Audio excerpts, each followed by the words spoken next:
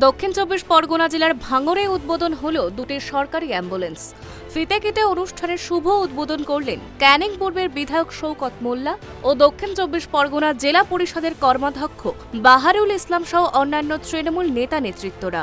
মূলত ভাঙড়বাসীর উন্নত পরিষেবা দেওয়ার জন্য দক্ষিণ চব্বিশ পরগনা জেলা পরিষদের কৃষি সমবায়ের কর্মাধ্যক্ষ বাহারুল ইসলামের একান্ত প্রচেষ্টায় এই দুই অ্যাম্বুলেন্সের শুভ উদ্বোধন বলে জানা যায়।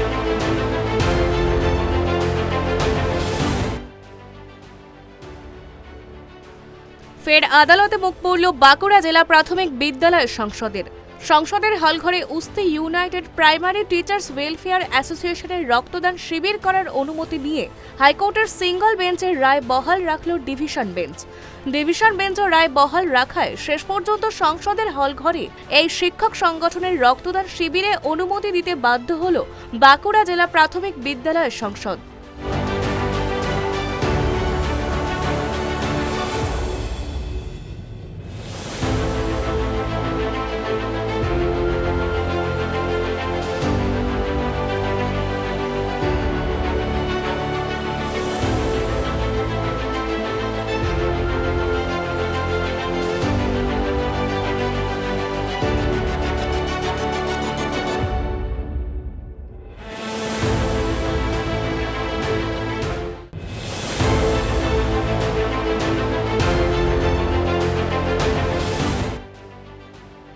আমন চাষে বৃষ্টির ঘাটতি, সেচের জন্য ডিভিসির দুর্গাপুর ব্যারেজ থেকে ছাড়া শুরু জল।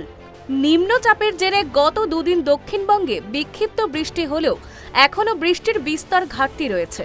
আর এই পরিস্থিতিতে আমন চাষে গতি আনতে শনিবার থেকে দুর্গাপুর ব্যারেজ থেকে সেচের জন্য জল ছাড়া শুরু করল ডিভিসি।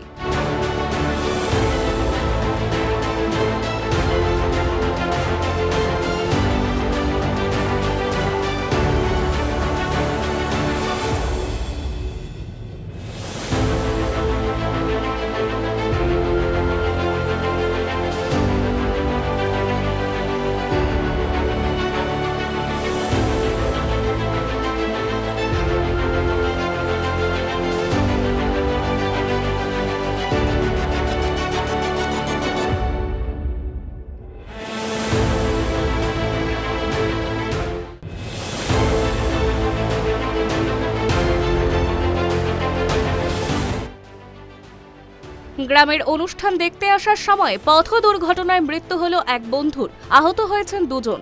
ঘটনাটি ঘটেছে বাঁকুড়া জেলার জয়পুরে। জানা গেছে 4 বন্ধু মিলে একটি বাইকে করে অনুষ্ঠান দেখে বাড়ি ফেরার পথে সাঁইতারা সংলগ্ন এলাকায় রাস্তার ধারে একটি ইলেকট্রিক পোলে সজোরে ধাক্কা মারে, আর এরপরই এই ভয়ঙ্কর পরিণতি।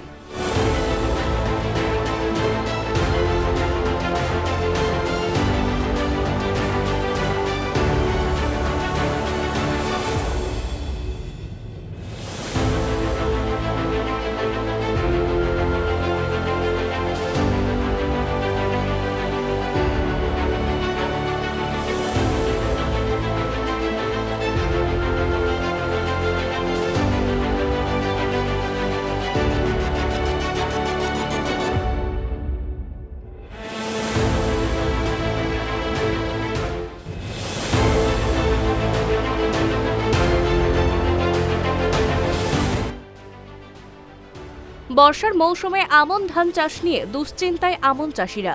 সেচের অভাবে বিঘার পর বিঘা জমি শুকিয়ে যাচ্ছে। শ্রাবণ মাসে কৃষি মরশুম হওয়া সত্ত্বেও নেই এক ফোঁটাও জল। তাই চাষিদের সুবিধার্থে শনিবার দামোদর থেকে ডান এবং বাম সেচখাল অর্থাৎ বর্ধমান ও বাঁকুড়া সেচ ক্যানেলে শুরু হয় জল ছাড়া।